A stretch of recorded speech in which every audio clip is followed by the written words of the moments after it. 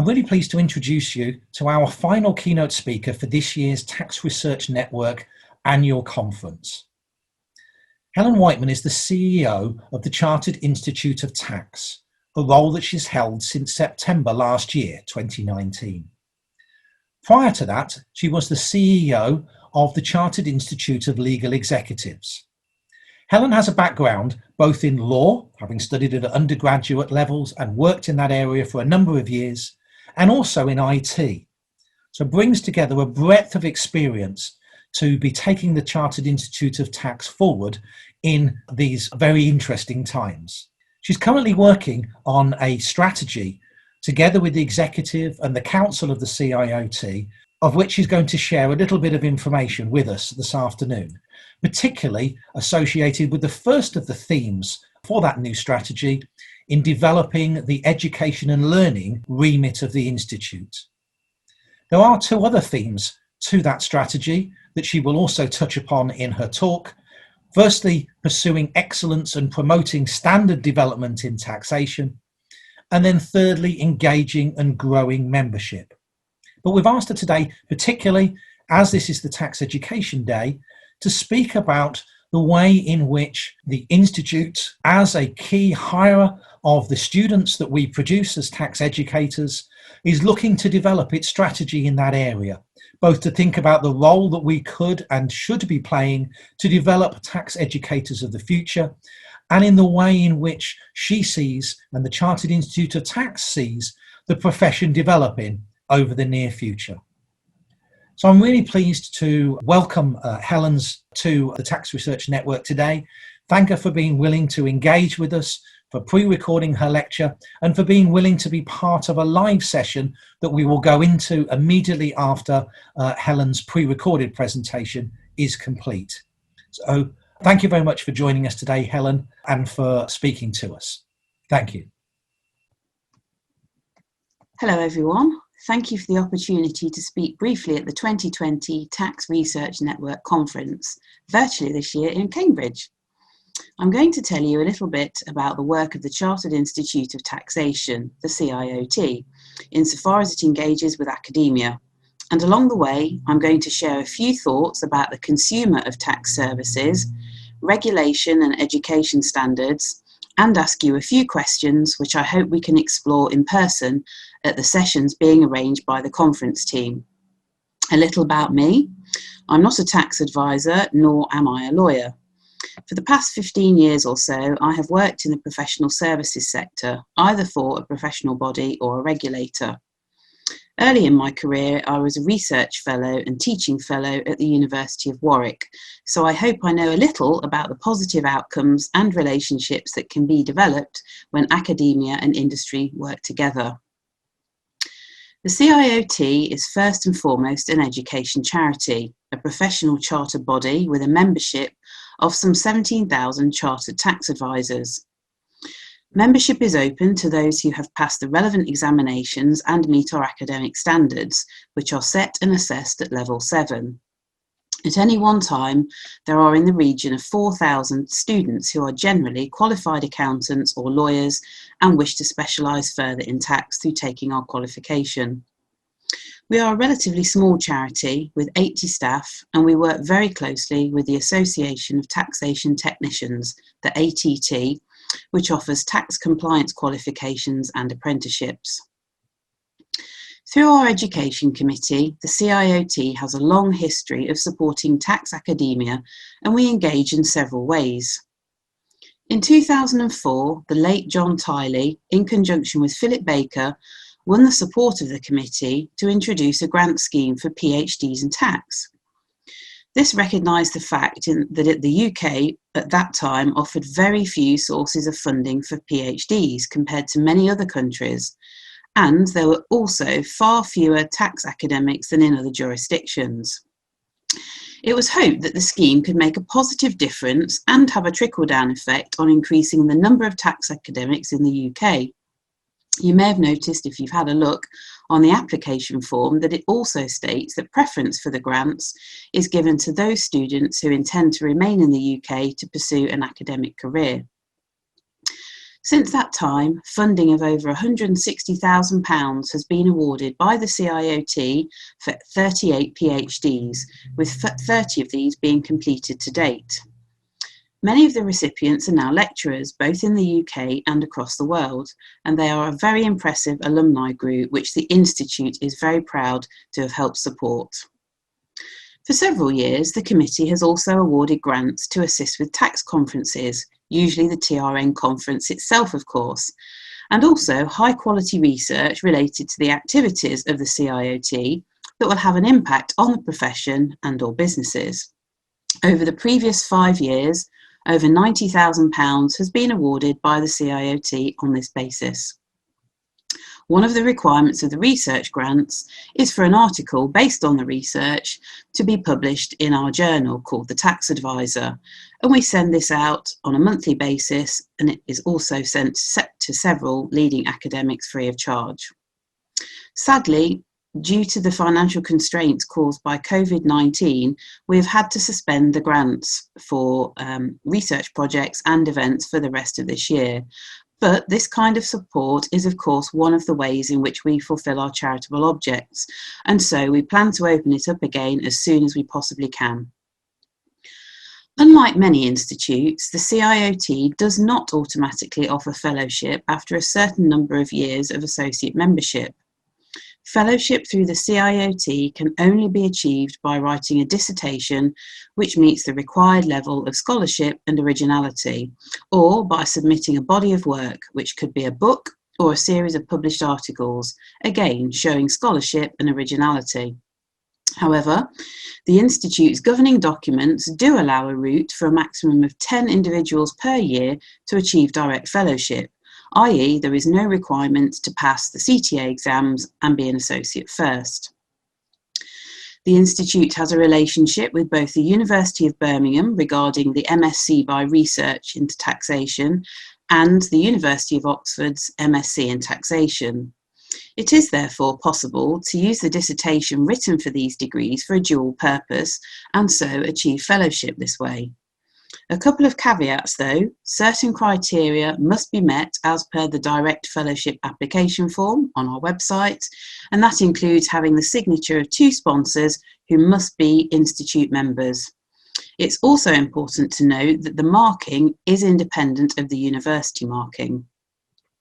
The great advantage this route offers is that it means the individual will have a supervisor for their dissertation to help and question and encourage in what can be otherwise a lonely task. I'm happy to say that fellowship has been achieved via these links. In 2014, led by the CIOT President, Anne Fairpo, I'm sure many of you know her, she's a barrister, published author and lecturer, the Institute agreed to provide the funding for a new academic journal, the Journal of Tax Administration, or JOTA, through a joint venture with the Tax Research Centre at the University of Exeter. At the start, it was agreed that in order to generate the maximum interest, the journal would be published as an online, open access periodical, and the key measure of success was agreed to be the supply of high-quality, peer-reviewed articles. Having taken a quick look at the 2020 edition of JOTA, it shows that that is certainly fulfilling our hopes. The intention was also to help enrich the intellectual life of the Institute and create opportunities for strengthening the links between academic and professional life, and of course, to give tax academics a further outlet to publish their articles. We are delighted that JOTA is still going strong. As its website states, the journal provides academics, tax policy makers and tax practitioners with an interdisciplinary forum through which they can share knowledge and research about all aspects of tax administration. It is a very tangible way for the CIOT to demonstrate its charitable purpose to advance public education in and promote the study of the administration and practice of taxation. Returning to the Institute, we have also an army of volunteers who support our charitable mandate, and we're all aiming to make the tax system simpler and fairer for all. We have 3 teams which work under our Tax Policy Directorate, namely External Relations, Tax Technical, and the Low Incomes Tax Reform Group, referred to as LITERIG. Tax Technical comprises 16 technical committees which sit below an overarching tax policy and oversight committee. Each of these 16 committees are chaired by volunteers who are experts in their field, and they are supported by a technical officer who is employed by the CIOT.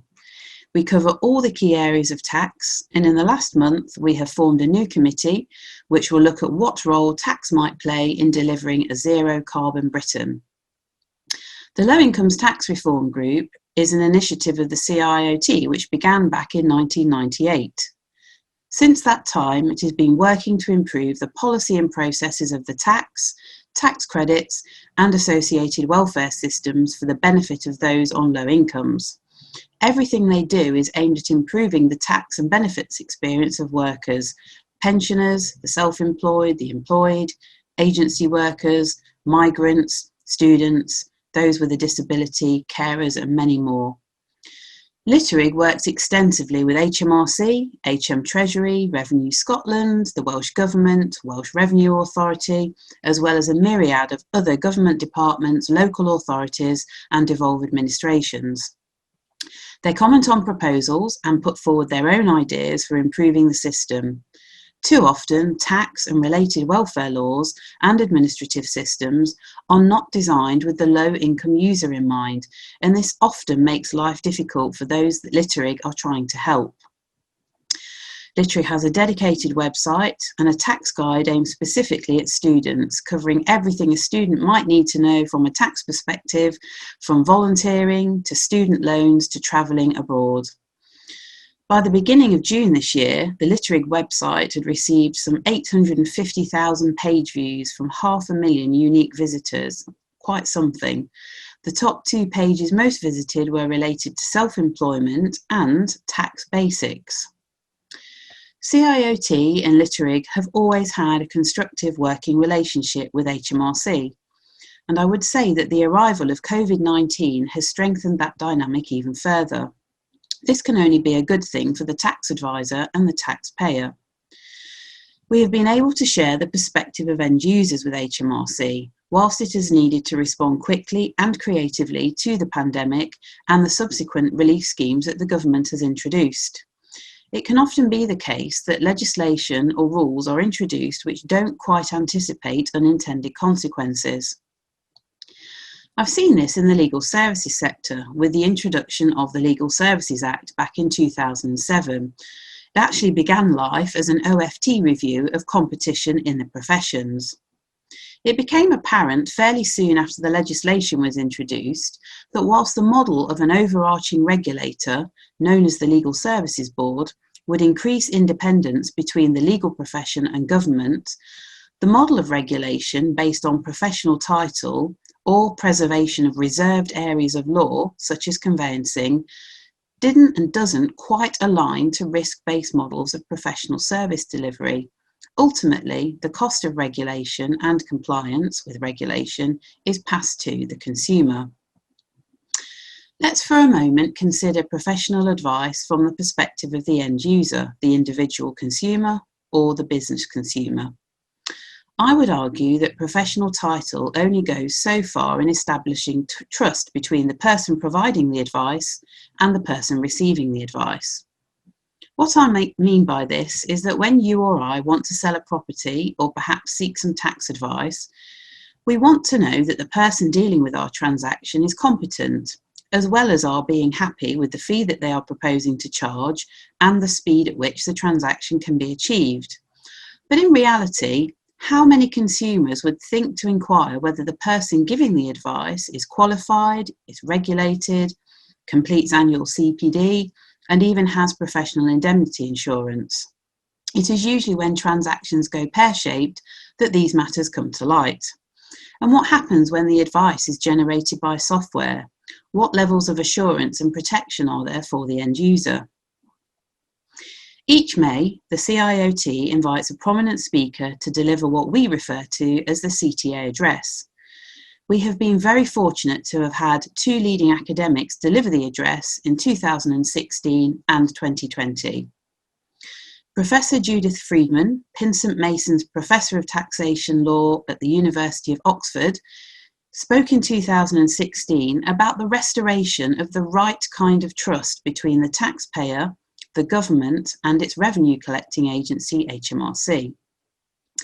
Judith commented that we are on a trajectory which will increase transparency and regulation, and also the controls exerted on governments and taxpayers alike, but we risk failing to address this fundamental underlying issue of trust.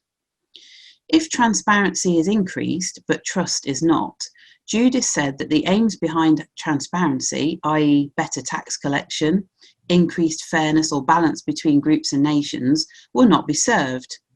We are likely to lower tax morale and raise distrust in the general population without necessarily increasing tax collection overall or improving its balance. I would welcome your thoughts of how we might work together to stimulate debate and discussion on the level of trust that does or does not exist in the UK tax system, and the roles that we could each play to arrive at what Judith referred to as the right kind of trust. Are there models that exist in other jurisdictions from which we can learn? What relationships do you have with academics overseas or elsewhere who might contribute to this debate and discussion? This year's CTA address was delivered by barrister and honorary professor at UCL, Stephen Mason. The theme was regulation. For the past 3 years or so, Stephen has been conducting an independent review into legal services regulation and has published a number of reports on the UCL website. He says that the overriding objective of regulation should be the public interest, and that the scope of regulation should be extended to include all providers of legal services as well as providers of law tech. Stephen concluded that there should be an independent, single, sector-wide regulator of legal services, rather than the 8 legal regulators that currently exist. This single regulator would maintain a public register of providers, and his view is that professional titles should not be the only route for entry by individuals into legal services regulation. Professor Mason ventured some thoughts about how such an approach to regulation might affect tax practitioners. On personal regulation of individuals, Stephen said that qualified lawyers who are tax advisors would need to be registered and authorised personally if they conducted tax advocacy or litigation. They would also need to be registered and accredited to the extent that the regulator required accreditation for all or some aspects of tax advice. Chartered tax advisors would be considered a provider of legal services and, for Stephen, would have to be registered. Stephen spoke about potential treatment of recognised tax agents who are not affiliated to any professional body. Such a tax agent would still need to be registered in his view and, for instance, carry a defined minimum level of indemnity insurance. Stephen's address was supported by a panel discussion with CIOT Deputy President Peter Rainey, Professor Jane Frecknell-Hughes, Professor of Accounting and Taxation at Nottingham University Business School, and Sir Edward Troop, former Chief Executive of HMRC. If you're interested in having a look at that in full, please take a look at our website under CTA address. Now, some of you will be aware that HMRC issued a call for evidence earlier this year about raising standards in the tax advice market. After several rounds of consultation with our volunteers, council and other interested parties, we have submitted our response, which will appear on our website. As a non-party political charity, we recognise that the UK has one of the most complex tax systems in the world, and as James Hannam says in his introduction, the system is so unfeasibly complex, so Byzantine in its intricacy, and changes so quickly that even the simplest rules can have a dozen exceptions. Well, we say in our response to the call to evidence that guidance does not keep pace with changes in legislation, and gov.uk's house style of simple expression makes it difficult to convey the full picture accurately to taxpayers, something which can result in practice either in taxpayers not gaining their full entitlements or perhaps being exposed to penalties for not having carried out their obligations in full. Of course, HMRC is resource constrained, we understand that, and it gives high priority to maximising revenue and reducing the tax gap, and of course is under external political pressure to do so. But this can lead some taxpayers to be frustrated in approaching HMRC for explanations or understanding, as well as fears of not being treated fairly. Any instances, real or perceived, of poor behaviour by HMRC officials themselves exacerbate this. All these factors both increase the demand by taxpayers to make use of agent services in addressing their tax obligations, and also increase the imbalance of information and experience between taxpayers and their agents, which is a classic justification for regulation of any market. This in turn places more weight on the need for high standards and good behaviour from agents, but puts more pressure on them in their role of intermediating between the taxpayer and HMRC. It is good that we are able to have regular dialogues with HMRC on all these issues, and if you're interested, also on our website you can see the comments we've made on HMRC's call for consultation feedback on their charter. The context notwithstanding, standards in the tax services market are important, and there is a public interest in having high standards, both to protect the taxpayer, the advisor, and the revenue. The CIOT and other professional bodies clearly have a role to play in setting these education standards and ensuring that they are maintained. I would be interested to know whether this area has been researched by members of the TRN, and if so, what the findings were. Likewise, as the examining body for those studying to become chartered tax advisors, I'm interested in learning more about your views on the shape of the tax advisor market of the future. How and where will the consumer of tax services access advice in the future? What knowledge, skills and competence does the tax advisor of the future need to meet and demonstrate? I sense there are real opportunities for tax educators and those tax professionals involved in tax policy and practice development and delivery to work more closely together. I'd like to hear from you as to whether you agree there are opportunities, or perhaps you feel there are barriers that we need to address.